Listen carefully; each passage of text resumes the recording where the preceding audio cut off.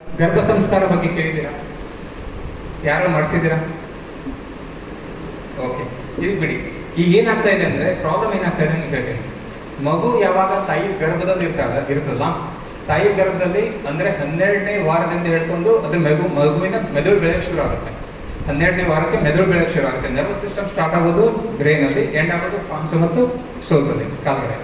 ಈಗ ಏನಾಗ್ತಾ ಇದೆ ಅಂದರೆ ಮಗು ಏನು ತಂದೆ ಆಲೋಚನೆ ಇರಲ್ಲ, ತಾಯಿ ಆಲೋಚನೆನೇ ಮಗು ಆಲೋಚನೆ ಆಗಿರುತ್ತೆ. ಕರೆಕ್ಟಾ? ಮಗುವಿನ ತಂದೆ ಯೋಚನೆ ಮಾಡೋದು, ಅದಕ್ಕೇನು ಕಾಣಿಸ್ತಾ ಇರಲ್ಲ, ಪಂಚೇಂದ್ರಿಯಗಳೆಲ್ಲ ಬಂದಿದ್ದಾವೆ. ಎಲ್ಲ ತಾಯಿ ಆಲೋಚನೆಗಳೇ ಮಗು ಆಲೋಚನೆ ಬರುತ್ತೆ. ಮಹಾಭಾರತದಲ್ಲೂ ಕೇಳಿದರೆ ನೀವು ಇದ್ರ ಬಗ್ಗೆ ಚಕ್ರವ್ಯೂಹ ಬಗ್ಗೆ ಅಭಿಮನ್ಯು ಶ್ರೀಕೃಷ್ಣ ಅವರು ಇದರಲ್ಲಿ ತಾಯಿ ಗರ್ಭದಲ್ಲಿ ಇರಬೇಕಂತ ಹೇಳಿದ್ರು, ಕೇಳಿದ್ರ? ಅದು ಆ್ಯಕ್ಚುಲಿ ನಿಜ. ಇದು ಈಗಲೇ ಏನಾಗ್ತಾ ಇದೆ ಅಂದರೆ ಮಗುವಿನಲ್ಲಿ ಯಾವ ಗುಣಗಳನ್ನು ತೊಗೊಂಡ್ಬರ್ಬೇಕಿದ್ರಲ್ಲ ಅದೆಲ್ಲ ತಾಯಿ ಯಾವಾಗ ಗರ್ಭವತಿ ಆಗಿದ್ದಾಗ ಯಾವ ಥರ ಬಿಹೇವ್ ಮಾಡ್ತಾರೆ ಅದು ತುಂಬ ಎಫೆಕ್ಟ್ ಆಗುತ್ತೆ ಮಗುವಿಗೆ. ಅದಕ್ಕೆ ಈಗ ನಾನು ಮಾತು ಹೇಳಿ, ಗರ್ಭವತಿ ಇದ್ದಾಗ ಎಷ್ಟು ಜನ ಟಿವಿ ನೋಡಿದ್ರಿ? ಟಿವಿ ಮುಂದೆ ಕೂತ್ಕೊಂಡಿದ್ದೀರಲ್ಲ, ಮೊಬೈಲ್ ನೋಡಿದ್ರೆ ಇಲ್ಲ ನೀವು?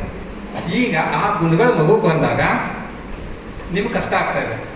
ನಮ್ಮ ಮಗು ಟಿವಿ ನೋಡ್ತಾನೆ, ಕಾನ್ಸಂಟ್ರೇಷನ್ ಮಾಡ್ತಾನೆ ಇಲ್ಲ, ಡಿಸ್ಟ್ರಾಕ್ಷನ್ ಆಗಿದೆ. ಈಗ ನಿಮಗೆ ಆ್ಯಕ್ಚುಲಿ ನಾ ಟಿವಿ ಮುಂದೆ ಕುಂತ್ಕೊಂಡ್ರೆ 10 ನಿಮಿಷದ 10 ಚಾನಲ್ ಚೇಂಜ್ ಮಾಡ್ತೀರಾ ಇಲ್ವೋ? ಮಾಡ್ತೀರೇ ಇಲ್ಲ. ಕರೆಕ್ಟಾ? ಈಗ ನೀವು ಮಗು ಹೇಳ್ತಾ ಇದ್ರೆ ನೀವು ಚೇಂಜ್ ಮಾಡ್ತಾ ಇದ್ರೆ 10 ಚಾನಲ್ ಅಂದರೆ ನೀವು ಡಿಸ್ಟ್ರಾಕ್ಟೆಡ್ ಇದ್ದೀರಾ. ನೀವು ಮಗು ಹೇಳ್ತಾ ಇದ್ರೆ ಕಾನ್ಸಂಟ್ರೇಟ್ ಮಾಡ್ಕೊ ಅಂತ ತಪ್ಪಾಗ್ತಾ ಇದೆ. ಫಸ್ಟ್ ನೀವು ಕಾನ್ಸಂಟ್ರೇಷನ್ ನಿಮ್ಮಲ್ಲಿ ಬರ್ತಿ. ಮತ್ತು ಯಾರಾದ್ರೂ ಜಪ ಮಾಡ್ತೀರಾ? ಇವು ತುಂಬ ಸಿಂಪಲ್ ವಿಷಯಗಳು ಇವೆಲ್ಲ. ಆ್ಯಕ್ಚುಲಿ ಇವನ್ನೆಲ್ಲ ನೀವು ಫಾಲೋ ಮಾಡಿದ್ರೆ ಏನಾಗುತ್ತೆ ಅಂದರೆ ಮನುಷ್ಯನಿಗೆ ದೈಹಿಕವಾಗಿ ಸ್ಟ್ರಾಂಗ್ ಇಡೋಕ್ಕೆ ಯೋಗ ಕೊಟ್ಟಿದ್ರು, ಎಕ್ಸಸೈಸಸ್ ಎಲ್ಲ ಕೊಟ್ಟರು. ಮಾನಸಿಕವಾಗಿ ಸ್ಟ್ರಾಂಗ್ ಇಡೋಕ್ಕೆ ನಮ್ಗೆ ಕೆಲವೊಂದು ಸಂಸ್ಕಾರಗಳು ಬಂದಿದ್ದಾವೆ, ಅವ್ನು ಯಾರು ಫಾಲೋ ಮಾಡ್ತಾ ಇಲ್ಲ. ಆದರೆ ಎಲ್ಲ ಬೇಕಂತ ರಿಸಲ್ಟ್ಸ್ ಬೇಕಂತ ಹೇಳ್ತಿದ್ದಾರೆ. ಇಲ್ಲೇನಾಗ್ತಾ ಇದೆ ಅಂದರೆ ನಾವೇನು ಮಾಡ್ತೀವಿ, ನಿಮಗೆ ಯಾವ ಎಕ್ಸಾಕ್ಟ್ಲಿ ಯಾವ ಪ್ರಾಬ್ಲಮ್ಗೆ ಏನು ಚೇಂಜ್ ಆಗ್ತಾ ಇದೆ, ಹೇಗೆ ಅದನ್ನು ಇಂಪ್ರೂವ್ ಮಾಡಬೇಕು, ಈ ಪಾಯಿಂಟ್ ಟು ಪಾಯಿಂಟ್ ನಿಮ್ಮ ಡೀಟೇಲ್ಸ್ನ ನಿಮಗೆ ಇದರಲ್ಲಿ ರಿಪೋರ್ಟಲ್ಲಿ ಬರುತ್ತೆ. ಇದರಲ್ಲಿ 60 ಪೇಜ್ ರಿಪೋರ್ಟ್ ಇದೆ. ಇದರಲ್ಲಿ ನಿಮ್ಮ ಮಗುವಿನ ಪ್ರೈಮರಿ ಪರ್ಸನಾಲಿಟಿ ಅಂದರೆ ಜಗತ್ತಿಗೆ ತೋರಿಸ್ಕೊಡೋ ಪರ್ಸನಾಲಿಟಿ ಏನು, ತಮ್ಮ ಪ್ರೈಮರಿ ಪರ್ಸನಾಲಿಟಿ ಅಂದರೆ ನೀವು ಏನಾಗುತ್ತೆ, ಒಬ್ಬ ಮನುಷ್ಯ ತಮ್ಮ ಕ್ಲೋಸ್ ಪೀಪಲ್ ಎಲ್ಲರಷ್ಟು ಆ ಪರ್ಸನಾಲಿಟಿ ತೋರಿಸ್ಕೊಡ್ತಾರೆ. ಇನ್ನು ಸೆಕೆಂಡರಿ ಪರ್ಸನಾಲಿಟಿ ಎಲ್ಲರಿಗೂ ಜೊತೆ ಬಿಹೇವ್ ಮಾಡೋದು ಬೇರೆ ಇರ್ತದೆ, ತಮ್ಮ ಕ್ಲೋಸ್ ಸರ್ಕಲಲ್ಲಿ ಬಿಹೇವ್ ಮಾಡೋದು ಇರುತ್ತೆ. ಆ ಪರ್ಸನಾಲಿಟಿಗಳು ಯಾವುವು, ಯಾವಾಗ ಯಾವ ಥರ ಬಿಹೇವ್ ಮಾಡ್ತಾನೆ, ಅವನು ರಿಕಾಲ್ ಮಾಡೋ ಶಕ್ತಿ ಯಾವ ಥರ ಇದೆ. ಒಂದು ಎಕ್ಸಾಂಪಲ್ ಕೊಡ್ತೀನಿ. 2 ಥರ ಮನುಷ್ಯರು 2 ಥರ ಇರ್ತಾರೆ. ಒಂದು ಕಾನ್ಸೆಪ್ಟ್ ಓರಿಯೆಂಟೆಡ್, ಒಂದು ಆಬ್ಜೆಕ್ಟ್ ಓರಿಯೆಂಟೆಡ್ ಅಂತ ಹೇಳ್ತಾರೆ. ಇದರಲ್ಲಿ ಸ್ವಲ್ಪ ಕನ್ಫ್ಯೂಸ್ ಆಗುತ್ತೆ ನಿಮಗೆ. ಆದರೆ ಇನ್ನೊಂದು ಎಕ್ಸಾಂಪಲ್ ಕೊಟ್ಟಿರ್ತೀನಿ. ಟೈಮ್ ಇದೆ ಅಲ್ಲ ಸರ್? ಒಂದು 2-3 ಮಿನಿಟ್ಸ್ ಎಕ್ಸ್ಟ್ರಾ ತೊಗೋತೀನಿ, ನಡೀತದಲ್ಲ? Okay, thank you madam. ಈಗ ಏನಾಗ್ತಾ ಇದೆ ಅಂದರೆ ಇಲ್ಲಿ ನೀವು ಸಪೋಸ್ ನಿಮ್ಮ ಹತ್ರ 2 ಮಕ್ಕಳಿದ್ದಾರೆ ತಿಳ್ಕೊಳ್ಳಿ.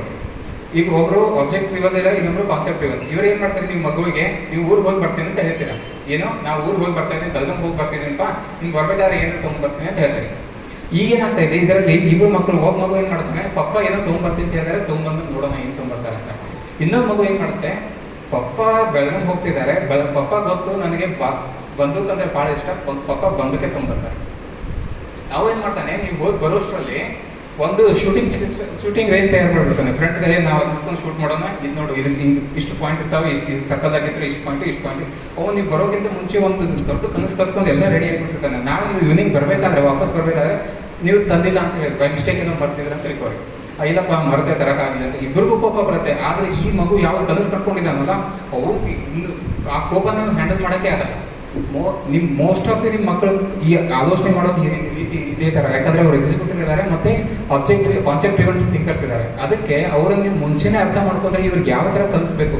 ಈಗ ನೋಡಿ, ನೀವೇನು ಹೇಳಿದ್ರೆ, ಅಪ್ಪ ತಂದೆಯವ್ರೇನು ಹೇಳಿದ್ರೆ, ನಿಮ್ಗೆ ಏನಾದರೂ ತೊಗೊಂಡ್ಬರ್ತೀನಿ ಅಂತ ಹೇಳಿದ್ರೆ, ಮಗು ಏನು ತಿಳ್ಕೊಂಬಿಟ್ಟ, ಇದನ್ನೇ ನಂಗೆ ಇದಂದ್ರೆ ಇಷ್ಟ, ಅದಕ್ಕೆ ಇದನ್ನೇ ತೊಗೊಂಡ್ಬರ್ತಾನೆ. ಅಂದರೆ ಏನಾಗ್ತಾ ಇದ್ದಾರೆ, ನಿಮ್ಮ ಮಗುವಿಗೂ ಮತ್ತು ತಂದೆ ಪಾಲಕರಿಗೂ ಮಕ್ಕಳಿಗೂ ಆಲೋಚನೆಗಳಲ್ಲೇ ಗುದ್ದಾಟ ನಡೀತಾ ಇದ್ದಾರೆ, ಮತ್ತೇನಿಲ್ಲ.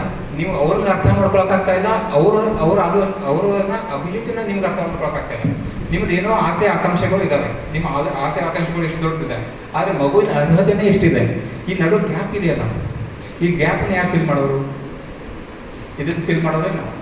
ಅಂದರೆ ನಮ್ಗೆ ಗೊತ್ತಾಗುತ್ತೆ ನಿಮ್ಮ ಮಗುವಿನ ಅರ್ಹತೆ ಎಷ್ಟಿದೆ, ಅದನ್ನು ಎಲ್ಲಿವರೆಗೂ ಒಯ್ಬೋದು, ಯಾವ ಏಜಿಗೆ ಎಷ್ಟು ಸ್ಟೆಪ್ ಬೈ ಸ್ಟೆಪ್ ಹೇಗೆ ಹೋಗ್ಬೇಕು. ಆಮೇಲೆ ನಿಮ್ಮ ಆಸೆಗಳು ಇಷ್ಟೊಂದು ಇದ್ದಾವೆ, ಅದಕ್ಕೆ ಎಲ್ಲಿ ಮಿಸ್ಟೇಕ್ ಆಗುತ್ತೆ, ಹೇಗೆ ಹೋಗ್ತಾರೆ, ಈಗ ಹೋಗೋಕ್ಕಾಗುತ್ತೆ ಅಂದರೆ ಮತ್ತೊಂದು ಯಾರೆಯಿಂದ ಹೋಗ್ಬೋದು, ಬೇರೆ ಆಪ್ಷನ್ಸ್ ಇರುತ್ತೆ.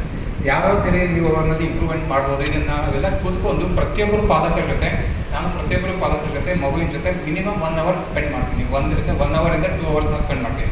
ಇದರಿಂದ ಏನಾಗುತ್ತೆ, ನಿಮಗೆಲ್ಲ ಇದರಲ್ಲಿ ಡೀಟೇಲ್ಸ್ ಸಿಗುತ್ತೆ. ನಿಮ್ಗೆ ಈಗ 10th ಸ್ಟ್ಯಾಂಡರ್ಡ್ ಆದಮೇಲೆ ಫಸ್ಟ್ ಕ್ವಶನ್ ಬರೋದು ನಿಮ್ಗೆ ಏನು, ಈ ಮಗುವಿಗೆ ಯಾವ ಫೀಲ್ಡ್ಗೆ ಹೋಗಬೇಕು, ಯಾವ ಸೆಕ್ಷನ್ ಯಾವುದೋ ಸೆಲೆಕ್ಷನ್ ಚೂಸ್ ಮಾಡಬೇಕು. ಅಂದರೆ ಇದಕ್ಕೆ